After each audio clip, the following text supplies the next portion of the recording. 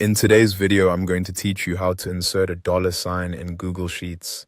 If you want your numbers to display as currency, Google Sheets makes it very simple. Instead of typing a dollar sign manually into each cell, which can sometimes cause formatting issues, you can use the built-in currency formatting tools. This keeps your spreadsheet clean, professional, and easier to work with. To get started, open your Google Sheets.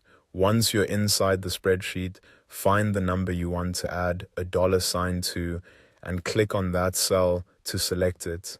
This is important because Google Sheets needs to know exactly which value you want to format. If you have several numbers you want to update later, you can also apply the same method to multiple selected cells. But for now, just start with the number you want to change. Next, go to the top menu and click on Format. This menu contains all the display and formatting options for your cells, including number styles, dates, percentages, and currencies. After clicking Format, move down to Number. This opens another menu with more specific formatting choices for numerical values. From there, click on Custom Currency. This option is useful because it lets you choose the exact currency format you want to apply, rather than relying on a default setting that may not match your needs.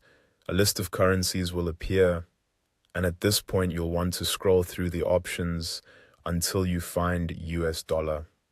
Once you see US dollar, click on it. This tells Google Sheets to format the selected number using the dollar sign and the standard US currency style.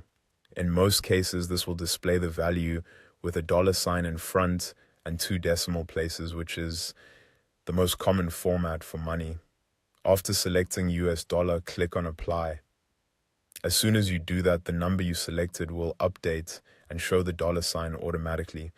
The nice thing about this method is that it changes the appearance of the number without breaking its value, so you can still use it in formulas, calculations, and totals just like before. And that's it. You've successfully inserted a dollar sign in Google Sheets by formatting the cell as currency. If your number doesn't look exactly the way you expect, double check that the correct cell was selected before applying the format.